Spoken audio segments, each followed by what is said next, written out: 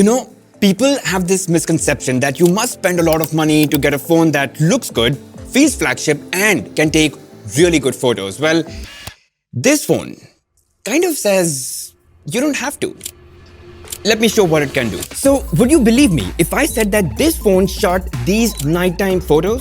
Or that it can zoom up to this point and still give you sharp, high quality, detailed zoomed in shots? And that it takes portraits that I don't think you're gonna believe were taken from a phone. Absolutely amazing. And wait, on top of all of this has an all-metal frame. All 4 of its cameras are actually 50 megapixel. It's great for shooting vlogs. It has a smooth, fingerprint-free velvet glass at the back. Comes with a 6200 mAh battery, a really large 6.83-inch display, and it's powered using a very capable and powerful Dimensity 8450. And you can get all of this for around 45,000 rupees. So guys, it's the OPPO Reno 14 Pro, and let's talk about this. So guys, OPPO has 4 categories, okay? The K series, the F series, Reno series, and their flagship Find series. And within the Reno series, we've got the Reno 14 and the Reno 14 Pro. This one, basically a more premium, powerful, and a capable Pro phone. And you know, while it doesn't sit in the flagship zone, but if you hold it and feel it and use it, I think it qualifies as a flagship in many aspects. It's got a super strong frame,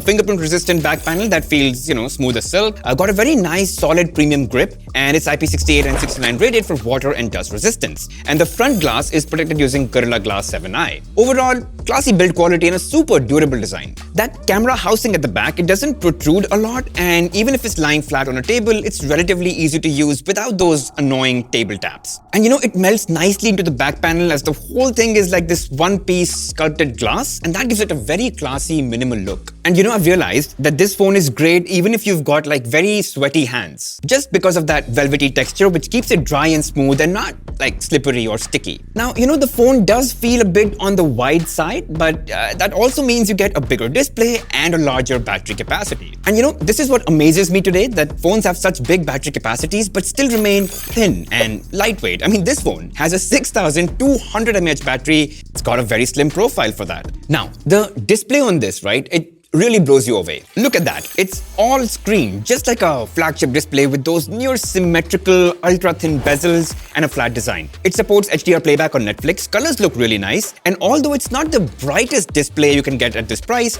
it's more than enough to be, easily viewed outdoors. The display is obviously super smooth. It feels very snappy as you go around the UI doing things. But since this is an LTPS display, it switches between 60, 90, and 120 Hz depending on, what you're doing on your phone, and so what's required, and that way it tries to be more battery efficient. However, I do think providing a variable refresh rate that could go from 1 Hz to 120 Hz would have helped even more. Now, obviously, you can go into the settings and set this to 120 Hz permanently if you want this to be super smooth at all times. Now, let's also do a quick speaker test.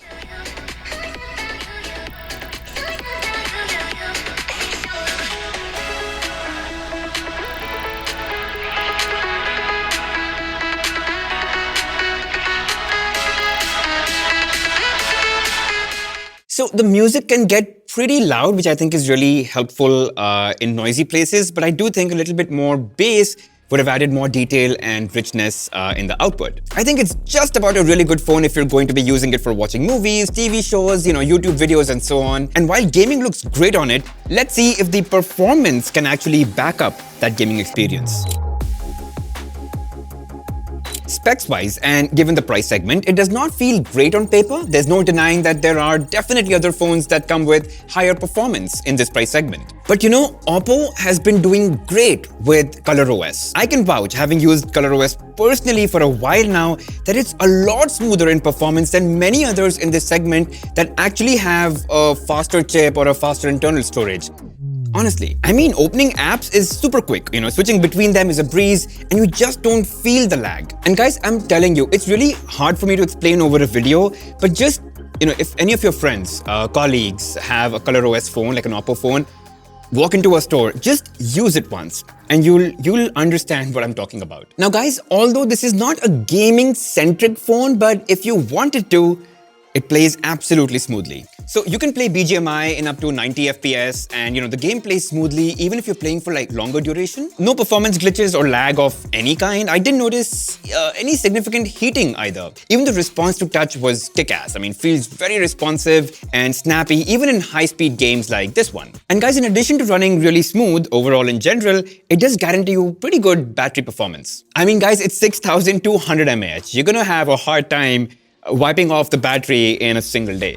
And hey, the phone comes with its own 80-watt charger and also supports up to 50 watt of wireless charging, but only with the proprietary OPPO charger. But the true performance of this phone actually comes out in its cameras. So the phone has a quad 50 megapixel camera setup, including a 3.5x telephoto lens. And let me start right away with the photo samples, and I'll first show you the photos that actually really blew me away, the portraits. So guys, using the 3.5x telephoto, I could shoot portraits from a distance of people moving and in action in full sharp quality. No pixelation, no blurriness, just a really well done, color accurate, nicely captured skin tones.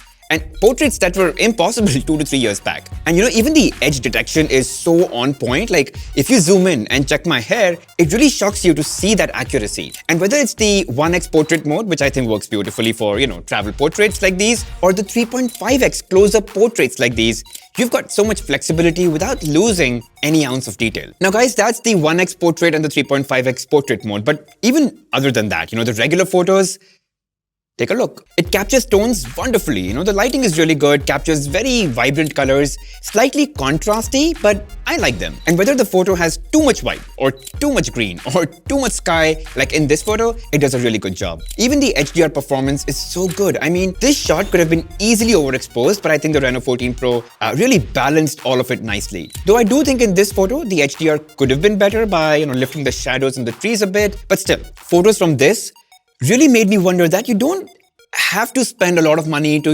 necessarily get an iPhone or like a flagship phone to take good photos. And guys, even the ultra wide was very impressive. Great colors, beautiful dynamic range and just so appealing. And one of the areas where I think the phone's, cameras really struggle are the low light photos, right? I mean, even inside a club, at night, I could take really sharp photos. I mean, look at these, right? No noise. Outside too, with not too much ambient light, shots came out pretty good. Even some nighttime shots of Bangkok streets look good. Also guys, you're not gonna believe the zoom capabilities of this phone. Take this shot, for example. I could keep zooming in and even at 20x, I get this really sharp image of the building. Or here's another example of zooming in. Again, 20x to get to this. I mean, it's insane what AI telescopic zoom can achieve with these cameras. Now let's talk about videos, okay? The Reno 14 Pro can shoot 4K 60 FPS from both the front and the primary cameras, and the quality is right in front of you guys. I mean, I find the footage to be quite stable and well shot. I do think that sometimes in bright lighting situations, there could be some overexposure, but most of the time the footage is absolutely spot on. And because it can shoot in 60 FPS, you can get these really nice, dreamy, slow motion footage, which if you slow down and color correct can get you incredible results. Let's also take a look at the 4K video shot using the front-facing camera. Alright guys, so this is a front-facing 4K video sample using the front-facing camera, of course. And it can shoot up to 4K 60. But the more interesting thing that I want to show is the sound focus feature. So right now, I'm sure you can hear a bit of sound. But let me turn on sound focus. Hold on. There we go. So now, it should be audibly much better. I mean, everything remaining the same. But let me know in the comments, what do you think? Guys, honestly, overall, I do think that this is probably one of the best camera smartphones that you can get under 50,000. I mean, you'll be really hard-pressed to find a better camera smartphone at around this price. Finally, guys, I want to talk about the software side of things on the Reno 14 Pro. So this is running ColorOS 15 and OPPO is offering 5 years of upgrades on this. So you're sorted until Android 20.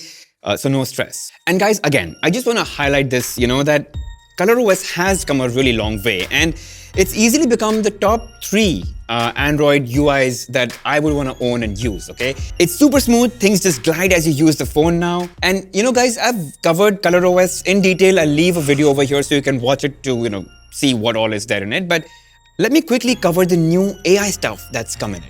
Let's say that you're not great at clicking really good photos. There's a bunch of things over here that can help you do that. First, you caught someone with their eyes shut. With AI Perfect Shot, you can fix that with just a click. Second, let's say you didn't frame your picture properly. With AI Recompose, the phone will fix the outer edges, reorient the frame, and give you some relevant filter options too to make it look much better. There's AI Eraser, and as you all know, can erase the wrong kind of things in your picture and still make it look natural and real. And just like that, there's AI Unblur and AI Reflection Remover. So, it can sharpen blurred photos or remove reflections from your photos. Basically, a ton of things are already in it to really level up your photography game, even if you're not good at it. There's also the Mindspace app, which I think more and more OPPO phones are now getting. You can basically just swipe up with 3 fingers, and the phone not only takes a screenshot, but understands, analyzes it, and stores it all in the Mindspace app, creating, perfect summaries or descriptions of what those screenshots were about. And that makes it very easy for you to recall and recollect.